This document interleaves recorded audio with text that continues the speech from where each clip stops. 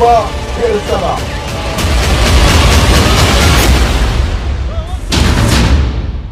Double धमाका, double हमला, Hamas का खुफिया युद्ध।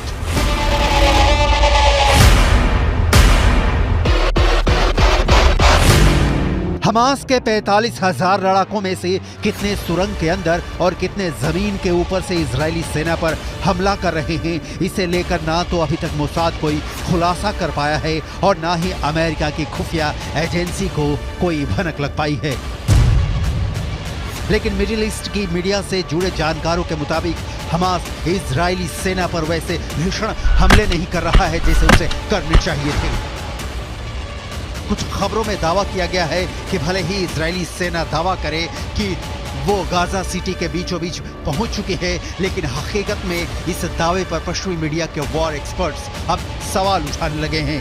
इजराइल के 34 से ज्यादा सैनिक जमीनी हमले के दौरान मारे जा चुके हैं। हम आपको पश्चिमी मीडिया के दावों के हवाले से बताने जा रहे हैं कि इजराइल सेना पर डबल धमाके के साथ डबल हमले की तैयारी हमास ने हिजबुल्लाह से मिलकर कर ली है।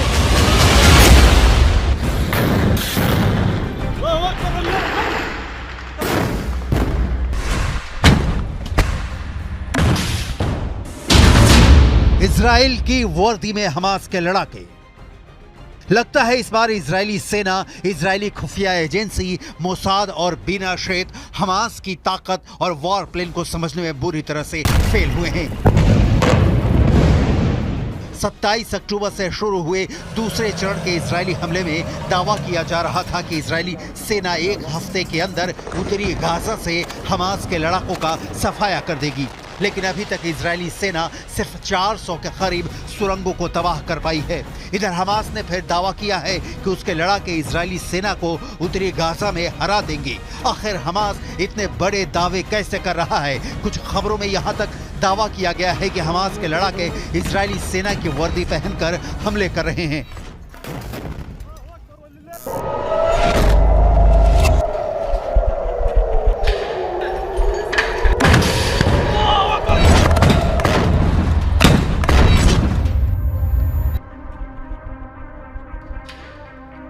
हमास सेना के शाखा अल-कसम ब्रिगेड ने एक वीडियो जारी किया है जिसमें दिखाया गया है कि उत्तरी गाजा में इजरायली सेना उनके टैंक, उनके बख्तरबंद लड़ाकू वाहनों, यहां तक कि बुलडोजर पर भी हमास लड़ाके बेहद बेरहम और घातक हमले कर रहे हैं।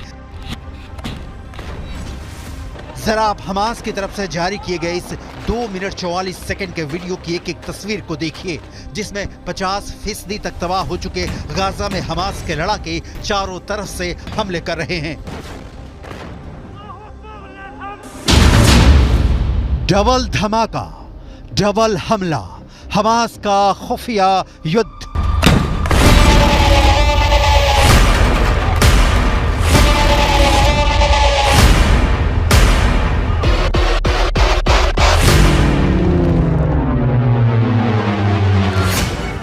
हमास की अल-कसम ब्रिगेड के लड़ाके आरपीजी, थर्मोबैरिक ग्रेनेड, रॉकेट से इजरायली सेना पर बेहद पास से हमले कर रहे हैं।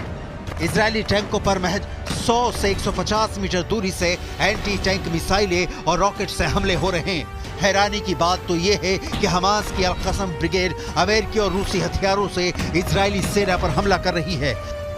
हमास के पास जो घातक राइफलें हैं उन्हें देखकर ही लग जाता है कि या तो अमेरिकी हैं या फिर रूसी। इस वीडियो में दिखाया गया है कि हमास के लड़ाके अचानक तबाह इमारतों से बाहर निकलकर आरपीजी फायर कर रहे हैं या फिर टैंकों पर सीधे रॉकेटों से हमले कर रहे हैं, जबकि जमीन पर इजरायली सेना का एक भी पैदल सैनिक नहीं दिख रहा है। इजरायली सेना पूरी तरह से या टैंक के अंदर है या फिर किसी बख्तरबंद वाहन के अंदर से हमास के लड़ाकों से जंग कर रही है। हमास के इस खुफिया युद्ध ने इजरायली सेना के पसीने छुटा दिए हैं।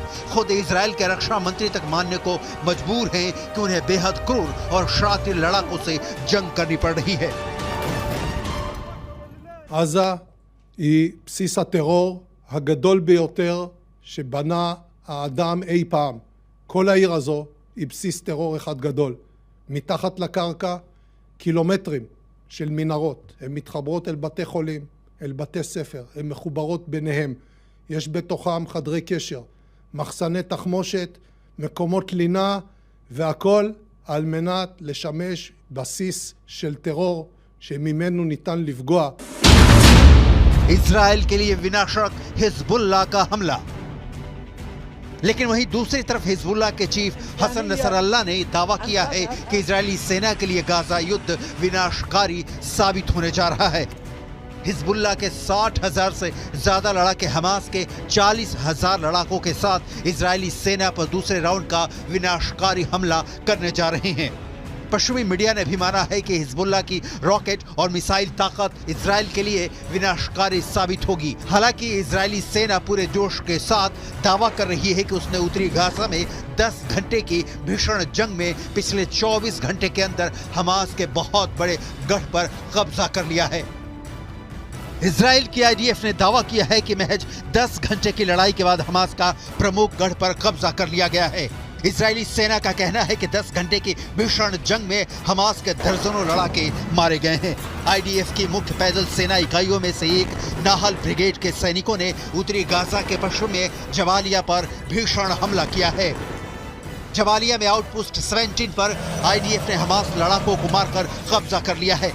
आईडीएफ ने खुलासा किया है कि हमास के लड़ाके जमीन के ऊपर और भूमिगत मार्ग से हमले कर रहे हैं। आईएसए और आईडीएफ की खुफिया जानकारी के आधार पर एक आईडीएफ फाइटर जेट ने सेंट्रल कैंप ब्रिगेड में हमास के एंटी टैंक मिसाइल यूनिट के प्रमुख इब्राहिम अबू मगसीब को मार डाला है। आईडीएफ के मुताबिक अबू मगसीब के मारे जाने से पहले इजरायली सेना और आईडीएफ सैनिकों पर कई एंटी टैंक मिसाइल से हमले करने जा रहा था। इससे पहले हमास के एंटी टैंक मिसाइल के कमांडर मोहम्मद असर को आईडीएफ ने मार डाला था। Fighting. It's not an operation, it's a war. It's going to last time. It's going to take its time until Hamas no longer exists, until our prisoners, people that were kidnapped, will come back home. It's been rough, it's been hard, but we're doing a good job. IDF ने कई तस्वीरें जारी की हैं जिसमें दावा किया गया है कि नॉर्थ गाजा में हमले बेहद तेज कर दिए गए हैं। इजरायली सेना ने यह भी दावा किया है कि हमास के करीब 60 कमांडरों को अब तक मार दिया गया है। रॉयटर्स के मुताबिक इजरायली सेना ने गाजा में हमास के चीफ आया सिनवार को उसके बंकर में अलग थलग कर दिया है। वो बंकर के बाहर की दुनिया से पूरी तरह से कट चुका है। इधर इजराइल के युद्ध कैबिनेट के मंत्री रॉन डर्मर ने दावा किया है कि 30 दिन से ज्यादा की जंग में 3 से 4 हजार से ज्यादा हमास लड़ाके मारे जा चुके हैं।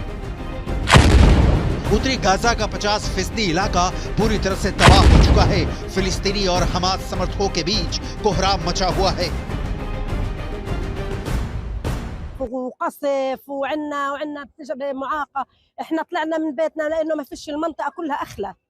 فيش طلعنا على المدارس مش آمنة برضه.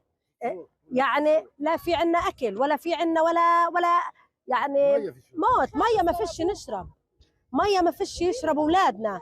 بعدين ضربوا المخابز ضربوا 30 दिन की जंग के बाद पता चला कि उत्तरी गाजा से 70% फिलिस्तीनी और हमास समर्थक भाग चुके हैं। उत्तरी गाजा से दक्षिण गाजा के बीच 14 किलोमीटर का फासला है। दक्षिणी गाजा में लगभग उत्तरी गाजा से 7 से 8 लाख लोग पहुंच चुके हैं, जबकि उत्तरी गाजा में फंसे 1.5 से 2 लाख लोगों को हमास के लड़ाकों ने मानव ढाल बना रखा है। हथियारों के साथ हमास के लड़ाकों की लड़ने की क्षमता साफ दिखा रही है कि जंग अभी खत्म नहीं होगी, बल्कि अभी जंग में बहुत से खिलाड़ी खून की होली खेलने का प्लान बना रहे हैं। अब देखना होगा हमास और हिजबुल्लाह जब दो तरफ से डबल अटैक इजराइल पर करेंगे, तब कैसे इजरायली सेना हमास और हिजबुल्लाह का सामना करेगी।